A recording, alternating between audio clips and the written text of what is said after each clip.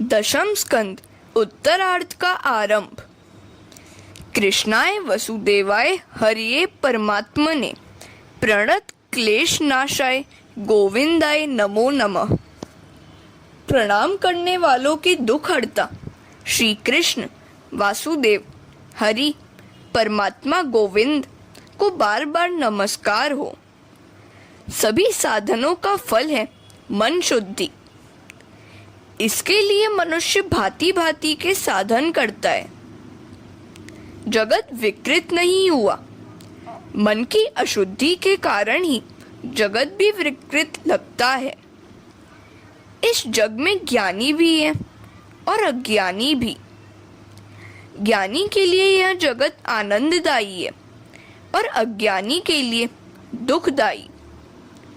ज्ञानी का मन अति शुद्ध होता है और अज्ञानी का मन पशु सा जड़। काम क्रोध आदि विकार मन को अशुद्ध करते हैं। मन निर्विकार निर्वासनामय बनेगा तभी शुद्ध होगा। शुद्ध हुआ मन निष्काम बनेगा और तभी ज्ञान का उदय होगा। मन शुद्धि के लिए योगी जन ध्यान, धारणा, प्रत्याहार, प्राणायाम आदि करते हैं, किंतु कई बार ऐसा करने पर भी मन पूर्णतः शुद्ध नहीं हो पाता। जब श्री कृष्ण विरह से व्याकुल होकर कृष्ण दर्शन के लिए प्राण छटपटाने लगते हैं, तब मन शुद्ध होता है। विरह अग्नि में मन की मलिनता जल जाती है। साधारण जन तो प्रभु का विरह सह लेता है, किंतु संतों के लिए तो प्रभु विरह असह्य है। उनकी दर्शन आतुरता शरीर को जलाकर मन को तन्मय कर देती है। तब वे ईश्वर का अनुभव करते हैं। वैसे तो ईश्वर सर्वत्र है। कृष्ण विरह में जलते हुए व्रजवासी आंसू बहाने लगते हैं। उन्हें वृंदावन शमशान सा लगता है।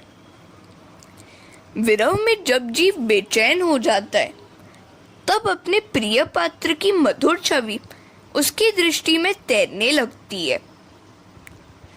संयोग की अवस्था में तो वह प्रिय एक ही दिखाई देता है, जबकि विरह अवस्था में स्थान स्थान पर कई रूपों में वह दिखाई देता है। वियोगावस्था में जहाँ जहाँ दृष्टि जाती है, वहाँ वहाँ अपना प्रिय पात्र दृष्टिगोचर होता है। गोपी प्रेम की कथा उद्धव जी के प्रसंग के साथ समाप्त हुई। गोपियां प्रेम लक्षणा भक्ति की आचार्या हैं। संसार व्यवहार निभाते हुए भी किस प्रकार प्रभु भक्ति की जा सके, वह उन्होंने बतलाया है। भागवत में हर चरित्र के अंत में उसका रहस्य भी निर्दिष्ट है।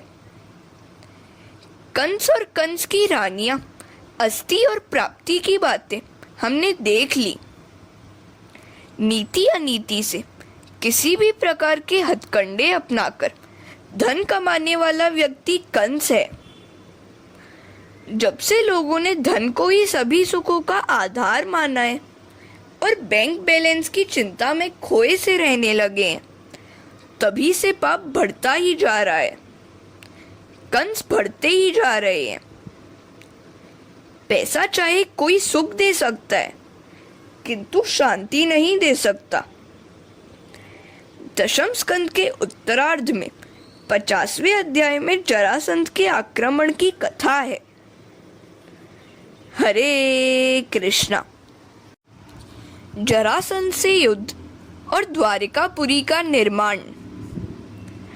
जब तुम 50 वर्ष के हो जाओगे, जरासंध रूपी काल तुम्हारी मथुरा नगरी रूपी शरीर पर आक्रमण करेगा।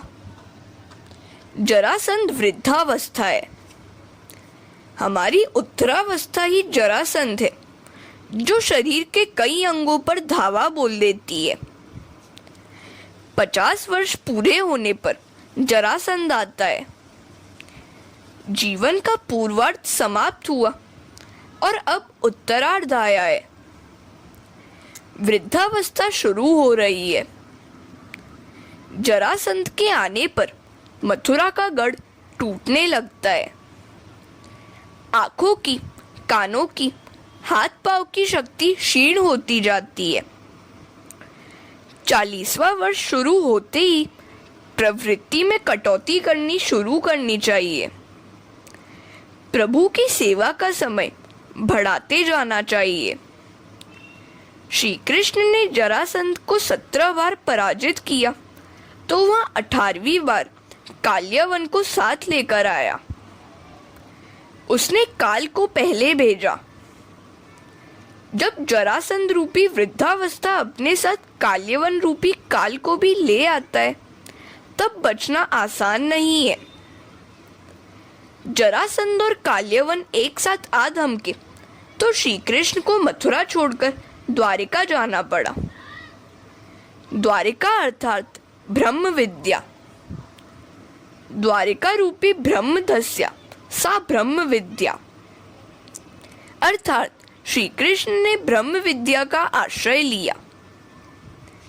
मथुरा रूपी मानव काया छोड़कर ब्रह्म विद्या का आश्रय भगवान को भी लेना पड़ा। जब वृद्धावस्था अपने साथ काल को भी ले आए तो द्वारिका रूपी ब्रह्म विद्या का आश्रय लो। ब्रह्म विद्या रूपी द्वारिका के द्वार काल और जरासंध के लिए खुल नहीं सकते, अर्थात ब्रह्मनिष्ठ को काम भोग, काल या वृद्धावस्था सता नहीं सकते। वृद्धावस्था में बूढ़ा 17 बार बीमार होकर बच जाता है, किंतु 18वीं बार तो काल उसे नहीं छोड़ता।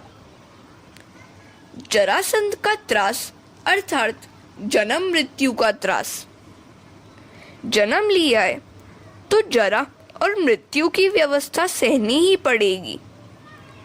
नरक क्या है?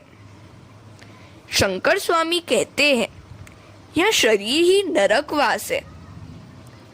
जन्म धारण करना ही नरकवास है। किसी भी समय गर्भवास न करना पड़े ऐसा प्रयत्न करो।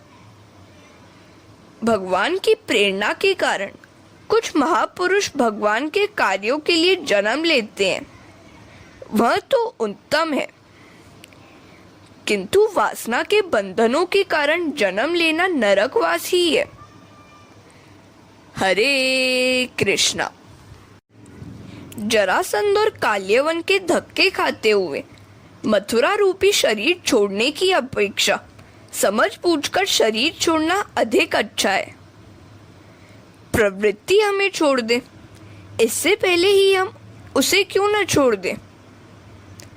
अपने पति कंस की मृत्यु हो गई तो अस्थि और प्राप्ति अपने पिता जरासंध के घर आ गई। जरासंध ने कंस हत्या की सारी बात जानी तो उसने मथुरा पर आक्रमण किया। उसके 17 आक्रमण श्री कृष्ण और बलराम ने मार हटाए। जब वह 18वीं बार लड़ने के लिए आया और अपने साथ काल्यवन को भी ले आया तो कृष्ण ने मथुरा त्याग का निश्चय किया। अब तो मैं अनर्त देश वर्तमान ओखा प्रदेश में समुद्र किनारे शांति से रहूंगा। भगवान ने विश्वकर्मा को द्वारिका नगरी के निर्माण का आदेश दिया। बड़े बड़े भव्य राज प्रसादों का निर्माण किया गया। कहते हैं कि ये महल इतने विशाल थे कि लोगों को द्वार ढूंढने पड़ते थे। द्वार कहाँ है ऐसा बार बार पूछा जाने के कारण ही इस नगरी का नाम द्वारिका पड़ा। का अर्थात ब्रह्म। उपनिषद के अनुसार क अक्षर ब्रह्म सूचक है। जहाँ प्रत्येक द्वार पर परमात्मा का वास है वह नगरी ही द्वारिका है। जिस शरीर रूपी नगरी के इंद्रियों रूपी द्वारों पर परमात्मा को स्थान दोगे तो जरासंध और काल्यवन तुम्हें सता नहीं सकेंगे। द्वारिका में ये दोनों घुस नहीं सकते। प्रत्येक इंद्रिय से भक्ति करने वाला जीव काल्यवन पर विजय पाता है। यदि जरासंध तुम्हारा पीछा कर रहा है तो प्रवर्षण पर निवास करो। प्रवर्षण पर्वत अर्थात जहाँ ज्ञान और भक्ति की मूसलाधार वर्षा हो रही है, वह स्थान। जहाँ कथा श्रवण का लाभ मिले, भक्ति रस की धारा बहती रहे, वहां जाओ। 51वें वर्ष में प्रवर्षण पर्वत पर निवास करो। वहां जरासंध सता नहीं पाएगा। श्री कृष्ण भी जरासंध के त्रास से छूटने के लिए प्रवर्षण पर्वत पर चले गए थे। 51-52 वर्ष की वय होते ही गृहस्थाश्रम के लिए तुम पात्र नहीं रहते। तुमने वन में प्रवेश पा लिया, अर्थात घर की आसक्ति अब छोड़नी है। विलासी लोगों के बीच में रहकर विरक्त जीवन जीना आसान नहीं है। जहाँ भक्ति और ज्ञान की सतत वर्षा हो रही हो, वैसी पवित्र भूमि में बसकर ही तुम जरासंध से पीछा छुड़ा पाओगे। भोग भूमि में भक्ति ठीक से नहीं हो पाएगी। शहर को छोड़कर गया सी पवित्र नदी के किनारे बसकर भक्ति करो। आज नगरों में बड़ी भीड़ हो गई है। पगड़ी ब्राह्मणों के मस्तक से उड़कर मकानों के ऊपर बैठ गई है। यदि ये बूढ़े लोग शहर छोड़कर नदियों के किनारे जा बसे तो शहर में भीड़ कुछ कम होगी और वे लोग वहां भक्ति भी अच्छी तरह कर पाएंगे। जन्म मृत्यु की व्यथा ही तो जरासंध है। संकल्प करो कि अब मुझे न तो पुरुष बनना है और न तो स्त्री। मुझे पुनर्जन्म ही नहीं लेना है। हरे कृष्णा। जरासंध रूपी जन्म, जरा, मृत्यु के त्रास से छूटने के लिए प्रतिदिन 21,000 जप नियमित करते रहो। जप के बिना पाप और वासना छूट नहीं पाएंगे। कथा श्रवण पाप को जलाकर मार्गदर्शन देता है। कथा सुनकर जप का, भगवान की भक्ति करने का, सत्कर्म करने का संकल्प करो। कथा श्रवण करने से भगवान से संबंध जुड़ जाएगा। सो ब्रह्मचर्य पालन का, ध्यान जप का, सेवा स्मरण का व्रत लो। एक बनिया कथा श्रवण करने जाता था। कथाकार महाराज ने उससे कहा, तुम कथा तो सुनते हो, सो कुछ अच्छा सा संकल्प करो। सत्य बोलने का संकल्प करो। तो बनिए ने कहा कि वह तो व्यापारी है, सत्य ही बोलेगा तो सारा कारोबार ही चौपट हो जाएगा। इस पर महाराज ने कहा कि किसी की निंदा न करने का व्रत लो। बनिया कहने लगा, महाराज, जब तक रात को मैं 2-3 घंटे बातों में न गुजारूं, मुझे नींद ही नहीं आती। सो मैं यह व्रत भी नहीं ले सकता। महाराज, मैं संकल्प करता हूँ कि रोज सुबह अपने सामने रहने वाले कुमार का मुंह देख लूंगा। देखा इस बनिए का संकल्प। वह हर सुबह कुमार का मुंह देख लेता था। एक दिन सुबह वह कुम्हार कुछ जल्दी उठकर गांव के बाहर मिट्टी लेने चला गया तो बनिया उसका मुंह न देख पाया। वह बनिया अपना नियम निभाने के लिए उस कुम्हार को ढूंढने निकला। अब भाग्य की बात तो देखे कि उस दिन कुम्हार मिट्टी खोद रहा था तो सोने से भरा हुआ एक घड़ा उसके हाथ लग गया। वह उस घड़े को निकाल रहा था कि उसी समय वह बनिया आ पहुंचा। बनिए ने कुम्हार का मुंह देखकर कहा, चलो मैंने देख लिया। उधर कुम्हार ने समझा कि बनिए ने सोने से भरा घड़ा देख लिया। यदि वह राजा से कह देगा तो सब कुछ जब्त हो जाएगा। सो उसने बनिए से कहा, तूने देखा तो है, लेकिन किसी से मत कहना। मैं तुझे आधा भाग देता हूँ। बनिए को सोना मिल गया। अब बनिया सोचने लगा, मैंने इस कुम्हार के मुख दर्शन का व्रत लिया तो लक्ष्मी जी का आगमन हुआ। यदि मैंने स्वयं प्रभु के दर्शन का व्रत लिया होता तो कितना अच्छा होता। ऐसे क्षुल्लक और मजाकिया संकल्प से ऐसा लाभ हुआ तो शुभ संकल्प लिया होता तो कितना अच्छा होता। दो संकल्प तो सभी को करना चाहिए, एक पाप कर्मों से बचने का और दूसरा सत्कर्मों में ही लगे रहने का। 21,000 जप करने को इसलिए कहा गया है कि मनुष्य सामान्यतः दिन में 21,600 बार सांस लेता है, अर्थात प्रत्येक श्वासोच्छ्वास के साथ भगवान का नाम जपते रहना है। ऐसा होने पर ही जरासंध के त्रास से बच पाओगे।